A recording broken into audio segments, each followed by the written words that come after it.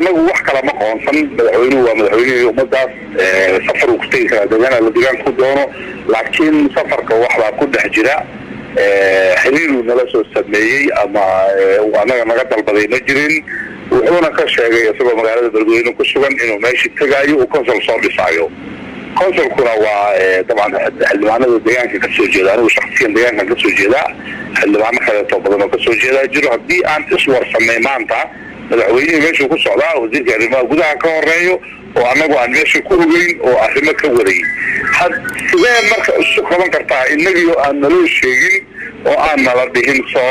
waxyaa lasoo qabanayaa hawshaa lasoo dhamaynayaa dib u heshiisiinaa la samaynaa nala dhihin sidee isu qaban kartaa madaxweynuhu inuu meesha tago asaga keligii hawsha soo qabto sidaasaan ku qoonsanay aan annagu wax kale ma diidan soo dhawow marka safarka inaad qayb ka ahaan weydeen wey ujeedadiin laakiin xataa bulshadii meesha deganay inaysan raalli ka ahayn oo xilli wergii aysan jirin madaxweynuhu reer uu ka dhashay reerkiisaba u tegin wama soo salaamay anagu intaas waa midaan qaadayno madaxweynuhu khudbaduu jeediyey markii uu magaalada tagay waxa uu sheegay inuu la kulmay odayaasha iyo dadka deegaanka iyo waxgaradka waxna uu ka weydiin doono tabashooyin jira oo aan telefoon lagu xallin karin marka waxa intaa dhaafsiis inaad rabtaan maxaa wey ciduu la kulmi doono ma naqaano laakiin maanta cidaa reerkiisa ahan lamuusa kulmin dadka deegaanka haddii lala kulmaayo isagu ma dawladnimo ku socdaa mise qabiil hadduu qabiilnimo ku socdo reerkiisuu lasoo kulmaayo hadduu dawladnimo ku socdo nidaamka saxda waa taqaanaa deegaanka markaad soo booqanayso madax sare tahay xildhibaanadii laga soo doortay waa inaad hore u kaxaysato ee iyagu ku horgalaano sida saxda asaas waayo hal xildhibaan oo deegaan ka soo jeeda oo safarka madaxweynaha ku weliyey ma jira miya maya deegaanka waa la wada leeyahay reerkiisa qofan ahaynoo la socdo ma laha ma qasaba marka inaad idinku isaga la socotaa miyaadan gadaal ka tegi karin maya haddii maslaxad loo socdo waxaa la raadinaya waa maslaxad maaha in kala fogaansho la raadinaayo waa in maslaxadda laga wada shaqeeya tan kale anagoo xarunta dowlad hirshabelle joognaan arrimaha ka wada hadalnay arrimaha laysku qabtay arrimihii laysku qabtay iyadoon xal loo helin uu rabaa inuu isagu meesha iska tago uu anagu yidhaahdo waxbaan qabanaya taasna ma shaqaynayso maxaa wey arrimaha laysku qabtay maxaa wey xilligan inaysan munaasib ahayn gola degaan in la dhiso sababta magaaladu waa go-doon dhibaataa ka jirta in hadda lasoo xareeyo 300 ama 500 oo erga ah oo haddana cadowga loo loogo oo la yidhaahdo ergadaasaa ka qarbay xaggee ku noqonayaan ergadii magaaladu ma joogto 500 oo dhalinyaro ah oo codayn karta waa in laga keeno tuulooyinka ninka tuulada aad ka keentay ee aad 3 maalmood 4 maalmood codayntii ka heshay ee gola degaan markii la dhiso gurigiisu ku laabanayo gurigiisu wuxuu ku yaallaa tuulo ka mid ah tuulooyinka waxaa jooga nimankii sida ugu noolaana waay dhibaatada Soomaaliya dhan bay ka jirtaa buulo bartagaar oo maahan meelo kale gola deegaan laga dhisana way ka jirtaa waana laga maarmay haddaan idinku wax dhaafsiisan ogeyn hirshabelle kan waxaa laga dhisay degmada warshirna iyada ilaa iyo balcad waa nabad waxa ay xukunto dhanba warshir waa nabad oo nabadgedkaba joogaan marka hadda doodiina waxa weeye madaxweynuhu inaanu cadaalad ka samaynin safarkii uu ku aaday magaalada iyo wafdigii la socday maya waxa uu u socdaa sun cadaalad inuu ka sameeyo uusan rabin tan kale magaalada dad baa ku dhintay arrimahaas golaha deegaanka ay ugu dhinteen dartood mudaharaada ka dhacay dad baa lagu xabaday waa la dilay dadkii la dilay oo aan laga wada hadlin oo aan laisla meeldigin gola deegaan ku sameynaa qofka Soomaalidu dhaqan iyo xeer bay leedahay xeerkii in laga boodo ma aha qofkaad dishay haddana gola deegaan kugu dul sameysana sax ma noqonayso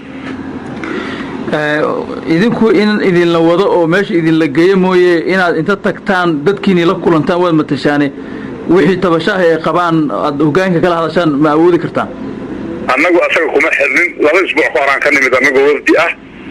waa wixii annaga dhinaceena qusay waa soo qabanay danaheennana waa soo qabanay ummadii wax alla waxaan kusoo raaligeli karnana waa kusoo raaligelinay cabashadoodina waa soo dhegeysanay waa ula nimid asagoo johor jooga waa hor dhignay wuuna diiday inuu wax ka qaato ciidan xataa qayb ka mid ah 50% inuu qaato waa diiday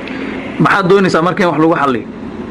annagu wada hadal in lagu xalliyo oo ummadda dib u heshiisiin loo sameeyo ummaddu ay wada hadasho isaguna waa madaxii ugu sarreeyey uusan qayb ka noqonin waa in ay dadku iyagu wada hadlaan maaha mugta adiga marjicii loo noqon lahaa haddii la bilaabo oo laga bilaabo hadda xagee loo noqonaya marjici loo noqon lahaa qofkii ugu sarreeyey madaxweynuhu wey madaxweynuhu waxaad leedahay qabiil buu u socdaayey uma socdo state maamul uma socdo isagu waxaan rabaa markii annaga iyo odayaasha markii ismari waayaan waa in annaga naloo yeero innagoo xildhibaanaha markaan ismari weyno waa in iyaga loo yeero isaga iyo madaxweyne baarlamaanka in loo yeero iyagu markaa marjac u dambeeyo laakiin weesaqaad lugaha laga bilaabay adduunka kama shaqayso waa in weesaqaad meel laga bilaabo leeyahay xildhibaan waxaad xildhibaan tahay oo dadka matashaa muddo 3 sano ka badan 4 sano ayaa gabagaba ah oo bilooyin ka harsan yihiin adiga iyo dadka kale ee kula midka ah Buulo Burdo oo 7 sano go'doon ku jirta oo aan hore looga hadli jirin oo aan hore qiimo iyo muhiimad dadkeedu lahayn wax hadda loogu loolamayo media loo taagan yahay ma xilbaa mise wax kale adeer adigu hadaadan la socon ma garan karo laakiin Buulo Burdo maalintan soo galay ilaa iyo hadda raga xilkooda ku waayay werigan buu ka hadli jirnay waa magaalada ugu hadalhaynta badan dowlad goboleedka Hirshabeelle waa magaalada maamulkeeda inta badan dood badan ka dhaliyo waa magaalada maamulkeeda 3-4 jeer isbedelay oo inta badan anagu aan ka hadli jirnay hadda taariikhda dib u soo baar dhibaatada ay qabto iyo waxa kaliya ee laga hadlayo waxa weeye in isbedel maamul la sameeyo oo mansari loo bedelo oo bilooyin badan aad bedeshaan waana tala idinka timid sida ay sheegeen wasaaradda arrimaha gudaha oo saraakiil ka tirsan anagu weli qolada weliba anigu reerka meesha inta badan maamulkaas qabta aan xildhibaan u ahay anagu hebel hal la bedelo weli maynaan bixin annaga ninkii u dambeeyo hadda la bedelay meyd waxaa layidhi maxaa uu dambeeyey kaa la sii wado cabdicasiis duurow baa laga bedelay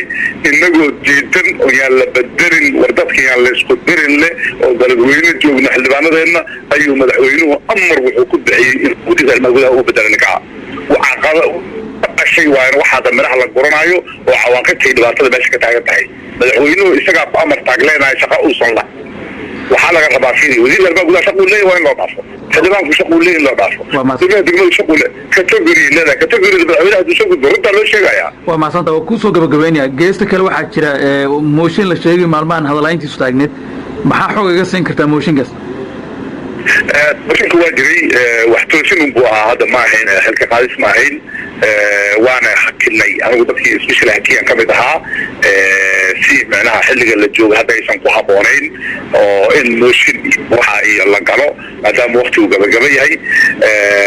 inagoo markaa fiirinaynay madaxweynuhu inuu arka laftigiisa in dad u damqanayo oo xilkiisa weli raba inuu sii hayo inay jiraan annagoo tusaynay laakiin wuu garan waayey oo maanta waxaasuu abaalkii ku guday inuu asaga dadkii iska hor keeno ama dhibaato keeno ayuu abaalkeena ka dhigay su-aasha ugu dambayso Buulo Burdo kaliya kama hadlayo Hirshabeelle ka hadlayo oo aad xildhibaan u tahay muddadaada oo ay bilooyin ka dhimantaa adiga iyo saaxiibada maxaad leedahay Hirshabeelle waa uga tagnay oo aan hayn xilka qaadis iyo xilliibis magacaabis aan iraahdo iyo mooshin ka laabasho iyo dood waxaan hayn oo Hirshabeelle lagu soo kordhin jirta Hirshabeelle horta sidaba aasaas la dhisay oo zero minus weli laga soo bilaabay ahayd Soomaaliya 30 sano dagaal ku jirtay caqabadaha la taagan waa dareemi kartaa weliba markuu dhasho hore kama socdo waa in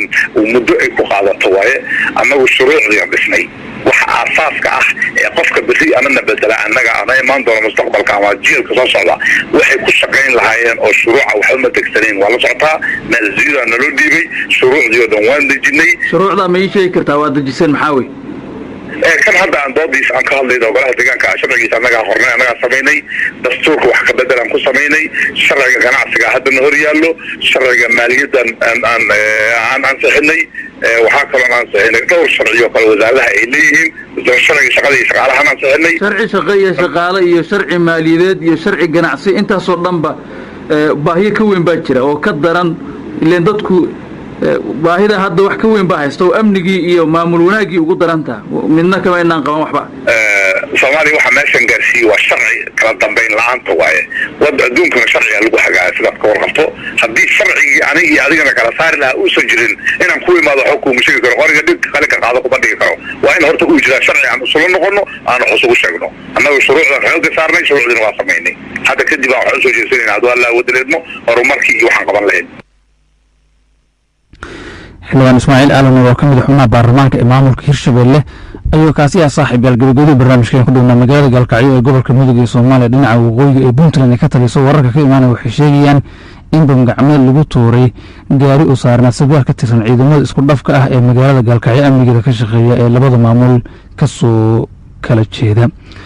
dhaawaca sarkaalka waxaa la sheegaya inaanu ahayn mid adag sidoo kale waxay dhaqaatiirta magaalada gaalkacyo sheegeen in uusan sidoo kale fududeyn oo meel dhaxa yahay ma jirto qof kale oo wax ku noqday waxaana bando lagu soo rogay magaalada gaar ahaan aagii ay wax ka dhaceen oo ciidamada ammaanka ee puntland xilligan howlgallo ay ka wadaan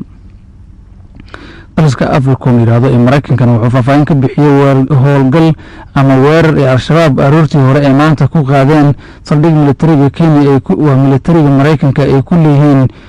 gobolka lamu ee wadanka kenya qoraal ka soo baxay africom waxaa lagu yiri annaga oo la shaqaynayna saaxiibadan kenya saldhigga ciidamada cirka ee maraykanka waa nadiif waxaan ka guuleysanay koox argagixisa oo weerar soo qaaday mana jirto wax khasaare ah oo weyn oo soo gaaray ciidamada iyo saldhiggaba sidoo kale africom waxa ay weerar buuboonin iyo sidoo kale been abuur ay ku tilmaameen qoraallo isdabajoog ah oo ka soo baxay al-shabaab bogga ay wararka ku baahiyaan iyo sidoo kale telefishin al-shabaab ay leeyihiin oo muuqaal ah oo sida lagu sheegay in saldhigga ay la wareegeen diyaaradahan ay gubeen dhaqanka al-shabaab waa nooc ka mid ah brobagandada argagixisada lagu yaqaano waxa ayna ujeedadoodu ahayd inay maran habaabiyaan dadka aan ka warqabin sida wax u dhaceen ayaa lagu yiri qoraalka